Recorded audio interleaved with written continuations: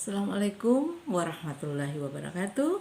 Selamat berjumpa kembali dengan saya, Sarita Banteng, SPD, dalam pembelajaran IPA. Kali ini saya akan membahas tentang bidang miring, yaitu materi untuk kelas 8 semester ganjil. Sebelum kita lanjut dengan materi yang akan kita pelajari hari ini, alangkah baiknya kita bersyukur kepada Tuhan dan mohon pertolongan, karena hanya Tuhan yang bisa menolong kita. Kita buka dengan doa menurut agama dan kepercayaan kita masing-masing. Berdoa mulai. Doa selesai, jadi kita akan lanjut pelajaran kita kali ini dengan mata pelajaran IPA. Masih ingat pengertian pesawat sederhana bukan yang sudah kita pelajari lalu kan? Nah, bidang miring yang akan kita pelajari kali ini merupakan salah satu alat yang memudahkan pekerjaan manusia. Kita harus bersyukur kepada Tuhan karena berkat kekuasaannya dan kebesarannya, Tuhan menciptakan alam semesta ini dengan berbagai bentuk dan kegunaan masing-masing. Bayangkan kalau Tuhan yang Maha Kuasa tidak menciptakan gunung, bagaimana kira-kira? Kita tidak akan bisa melihat atau memandang pemandangan yang begitu indah yang berada di bawah gunung. Dan kita pun tidak dapat melihat pemandangan yang begitu indah dari bawah gunung karena Tuhan tidak ciptakan bidang yang berbentuk miring seperti gunung. Nah, itulah salah satu kebesaran Tuhan yang patut kita syukuri. Nah, kali ini kita akan mempelajari tentang bidang miring. Adapun tujuan yang hendak kita capai kali ini yaitu setelah mempelajari bidang miring ini, Ibu berharap kepada adik-adik dapat menjelaskan pengertian bidang miring itu apa. Yang kedua, membuktikan bahwa skrup ulir adalah salah satu contoh daripada bidang miring. Dan yang ketiga, menghitung keuntungan mekanik bidang miring dan misalnya menghitung keuntungan mekaniknya dan menghitung berapa beban atau gaya atau berapa panjang bidang miring atau tinggi bidang miring yang akan kita gunakan. Yang terakhir yaitu menjelaskan manfaat bidang miring dalam kehidupan kita sehari-hari. Nah, sekarang kita akan bahas lebih lanjut. Dapatkah Anda memberikan contoh bidang miring di lingkungan sekitarmu? Ini contoh-contoh bidang miring yang akan kita pelajari hari ini. Yang pertama ini bidang miring yang digunakan untuk menaikkan drum atau kotak atau benda apa saja yang ke atas truk supaya mudah diangkut dan tidak mengeluarkan tenaga yang lebih besar. Dan yang ini adalah paku. Mata paku kan selalu bentuknya lancip. Nah, kalau tidak lancip tentu paku itu sulit untuk kita tancapkan di dinding. Dan ini tangga. Tangga ini digunakan untuk menaiki gedung yang berlantai 2 dan seterusnya.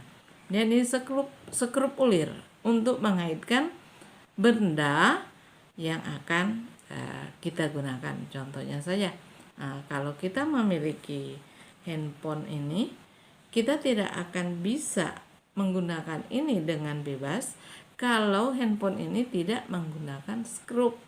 Nah, bayangkan saja kita tidak bisa menikmati benda sekecil ini untuk kita berkomunikasi dan lain sebagainya. Kemudian ini adalah pahat. Nah, untuk melubangi, saya membuat tempat kunci di pintu. Kemudian ini kapak. Ini digunakan untuk memotong kayu atau membelah kayu yang kita akan pakai untuk membuat sesuatu yang terbuat dari kayu. Bayangkan kalau tidak ada kapak ini tentu sulit untuk memotong sebuah kayu atau membelah kayu. Kemudian yang ini pisau. Pisau ini kita gunakan di dapur. Ini adalah mata bor. Nah, untuk melubangi sesuatu, untuk kita pasang skrup, kita harus menggunakan mata bor ini. Jadi lebih mudah dan tidak mengeluarkan energi yang banyak. Kita sudah bisa menancapkan paku atau kayu yang akan kita kaitkan benda itu dengan benda yang lain. Skrup kita gunakan untuk mengaitkan benda satu dengan benda lain dengan kuat. Sudah Ibu jelaskan tadi. Contohnya tadi misalnya ini mouse ini tidak akan bisa menjadi satu seperti ini kalau tidak ada skrupnya. Nah, ini kegunaan daripada baut skrup. Bidang miring adalah suatu permukaan datar yang memiliki sudut. Jadi permukaan datar yang memiliki sudut.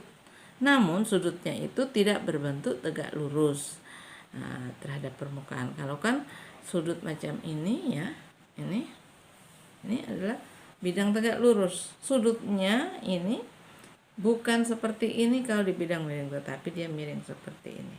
Nah, sudutnya ini antara tangan dan lengan.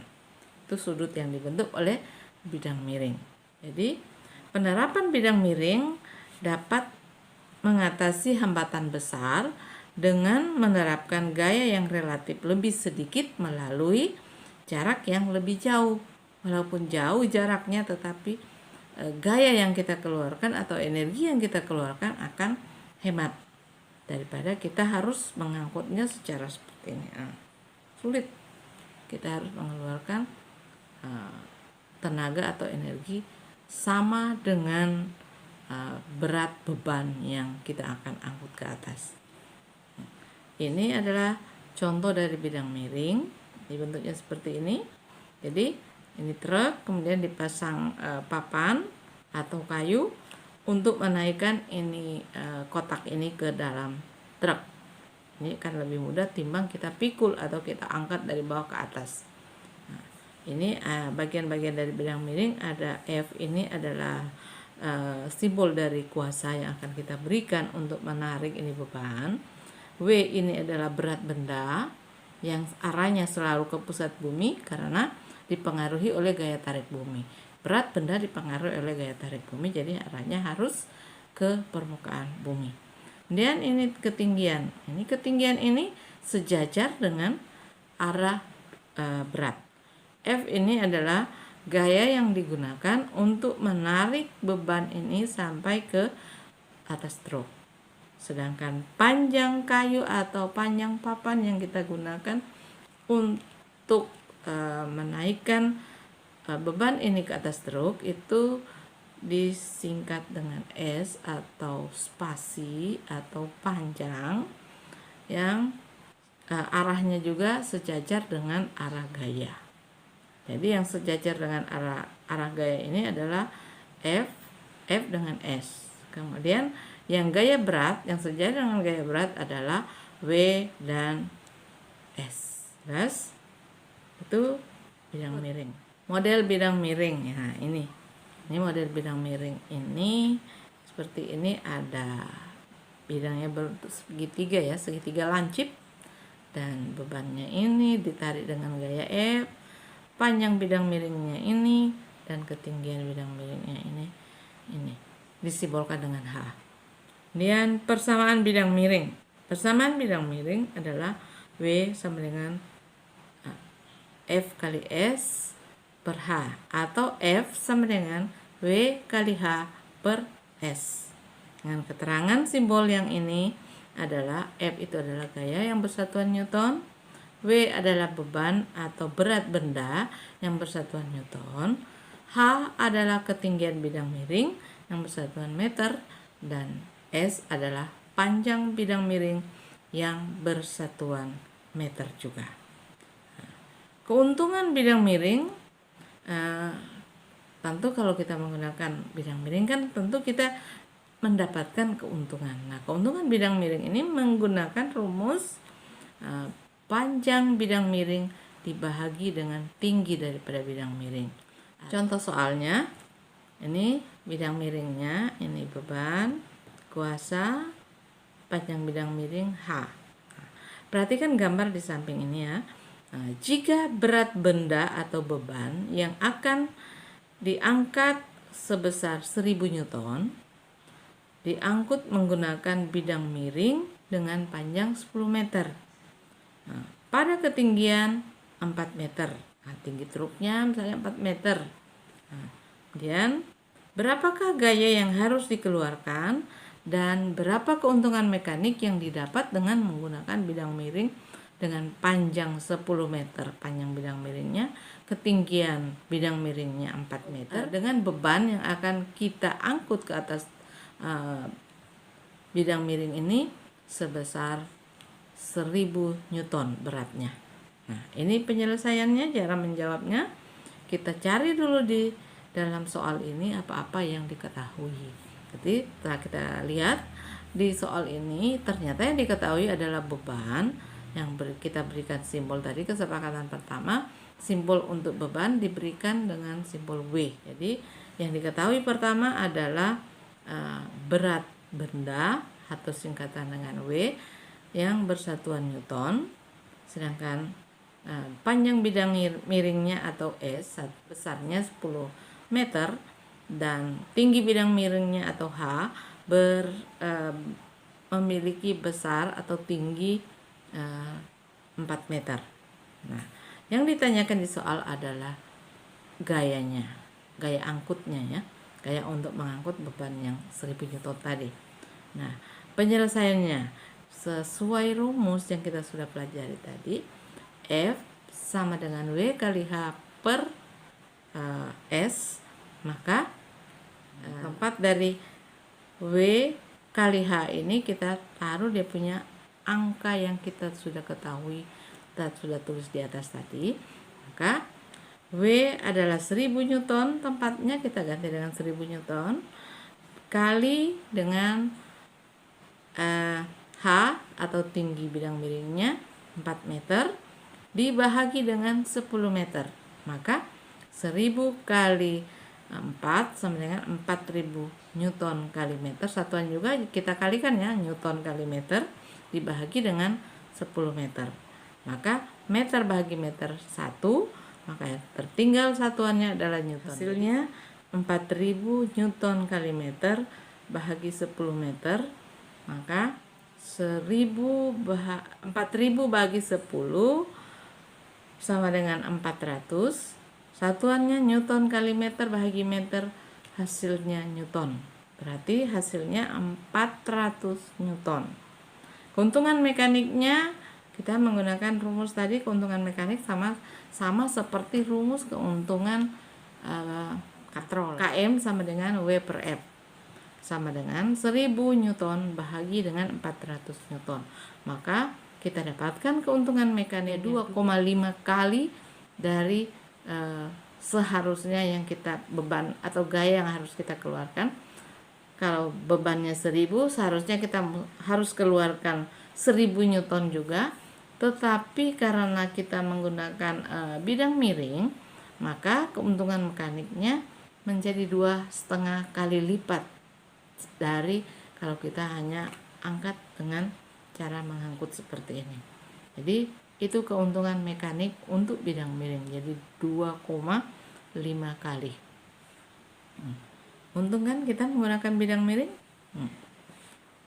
Tenaga yang kita harus keluarkan semakin sedikit. Kesimpulan yang pertama, bidang miring adalah suatu permukaan datar yang memiliki suatu sudut, yang bukan sudut tegak lurus terhadap permukaan horizontal.